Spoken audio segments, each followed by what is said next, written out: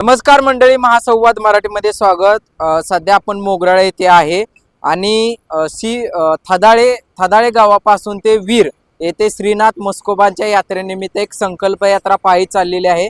आपल्यासोबत श्रीनाथ म्हस्कोबाचे काही भक्त अर्थात वारकरी आहेत, त्यांच्याशी आज आपण संवाद साधतोय। काय सांगताल, ही कन्सेप्ट कशी सुचली? संकल्प यात्रा म्हणजे आमच्या भक्त श्री कमळाजी महाराज यांचे आम्ही वंशज आहे आणि वंशज असताना आमच्या गावामधून कमळाजी महाराज वीर या गावी जात असताना मार्गस्थ थादाळेमध्ये मुक्काम होता आणि मुक्कामाच्या वेळी आमच्या गावामध्ये स्थानबद्ध झाल्यामुळं आम्ही प्रत्येक वर्षी वीरच्या लग्नाच्या यात्रेनिमित्त, देवाची लग्न असतात पौर्णिमे दिवशी, त्या यात्रेच्या निमित्त आम्ही सर्वजण 2 व्हीलर 4 व्हीलरनं जात असतो। पण यावर्षी मनामध्ये संकल्प आला की आपण कमळाजी महाराज या मार्गाने चालत गेलेले आहेत। त्यावेळेस त्यांचा व्यवसाय होता जनावरांचाही, त्यावेळेस ते या मार्गाने दुष्काळ भाग होता त्यामुळे चालत गेलेले होते आणि ज्या ठिकाणी त्यांनी मुक्काम केला त्या स्थानाला त्यांनी मंदिरं वगैरे आहेत। मग आमच्या गावात त्यांनी मुक्काम केला होता, मंदिर आहे। मग आम्ही संकल्प केला की आपण वारसदार त्यांचे आहे, वंशज आहे, तर आपण बी चालत जाऊया, संकल्पना करूया। त्यांनी जे चालवली होती ते आपण पुढे तशी चालू ठेवूया या उद्देशाने आम्ही या ठिकाणी आज निघालेलो आहोत। आमच्या संघ हे सर्व कमळाजीचे पूर्ण वंशज शिंगाडे मंडळ आहे आणि आम्ही या ठिकाणी निघालेलो आहोत। अजून पुढे फलटण आणि लोणंदमध्ये या संकल्प यात्रेमध्ये अजूनही 100-200 माणसं सहभागी होणार आहेत। तर ते लोणंद ह्या ठिकाणी, फलटण या ठिकाणी त्यांचा यामध्ये सहभाग होणार आहे।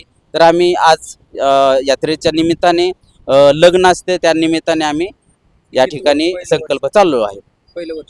पहिलं वर्ष आहे। या देवाचे काही मानकर आहेत, तुम्ही काय सांगताल महाराज? मी एवढं सांगेन की आम्ही अधिकारी आता इष्टीने जायचो, काही दिवस मोटरसायकलीवर गेलो, त्याच्यानंतर आमची चुलते एक चालत जात होते आणि आमचे वडील डेली जोपर्यंत वडील जिवंत होते तोपर्यंत त्यांनी सायकलीच प्रवास केला इरचा।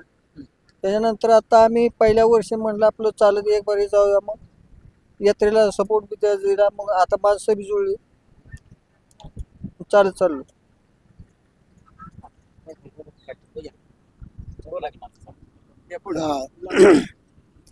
दरवर्षी आम्ही चालत जात होतो की आपलं एसटीनं मोटरसायकलवरती जात होतो। यावेळेस संकल्प असा केला की सगळे निघूया चालत आणि पायी जाण्याची जेवढी मजा येते तेवढी टू व्हीलरवरती जाण्याची मजा येत नाही। त्याच्याकरता आता आम्ही पहिलं वर्ष हा चालू केलेला आहे, इथून पुढं ही चालू राहणार कायम, हे असा आमचा संकल्प आहे। एवढं बोलून नाव वय 69 वर्षे, बबन लक्ष्मण शिंगाडे, थदाळे इथला मी रहिवासी आहे आणि इथून मी पायी वारी करतोय पहिल्या वर्षीच। काय म्हस्कोबाचे असं काय अनुभव आला की तुम्हाला? अनुभव म्हणजे एक काय, आम्ही एक वंशज असल्यामुळं आम्हाला तर जावंच लागतं, म्हणजे कंबळसिद्ध महाराजांचा आम्ही वंशज आहे, त्याच्यामुळं आम्हाला तो अगदी कायमच जावं लागतं पहिल्यापासून। ज्या यात्रेला गेलो तरी गाव सगळा जातो आणि असं पाय जर गेलं किंवा आम्ही अजून बी इथनं पुढं काहीतरी सुधारणा करणार आहे, पालखी वगैरे आम्ही घेणार आहे आणि पालखी जी इथनं जाणार ती 10 दिवस 12 दिवस यात्रा संपल्यानंतरच माघारी येणार आहे, असं आमचं इथून पुढेचं धोरण आहे। इथून पुढं आता किती लोक आहेत? आता 40 ते 25-30 माणसं आहेत आता सध्या, आणि इथून पुढं जी काय सहभाग्य होतील, जी काय ज्यांना यायचं ती सहभाग्य होतील, एवढंच सांगून माझे मी 2 शब्द संपवतो। काही महिला देखील या पायी वारीमध्ये सहभागी झाल्यात, त्यांच्याशी आज आपण संवाद साधतोय। काय सांगताल, तुम्ही वीरला म्हस्कोबाच्या दर्शनाला पायी चाललाय, तुमचं नाव सांगा? माझं नाव राणी आत्माराम शिंगाडे, थदाळे गावचे। कसं वाटतंय, काय अनुभव आला सकाळपासून आता मोगरा? काय नाही, भारी वाटते प्रत्येक वेळेस, म्हणजे असं माघ महिना आला की उत्सुकता वाटते ना वीरला जायची, मग लग्नाला म्हणजे यात्रेला ते, तर कोण गाडीवर, तुम्ही गाडीवर किंवा 4 व्हीलर जाता? पहिल्यांदाच चालत पाय- चाललाय हा का? पहिल्यांदाच चाललोय पायवारीने म्हणजे पहिल्यांदाच म्हणजे आमचं म्हणजे घरातल्यांचंच ठरलेलं दोघांचं पण भरपूर गावातल्यांचा पण परत सहभाग झाला. काय नाही मग हाय पायवारी. काय नाही अजिबात भारी वाटतंय.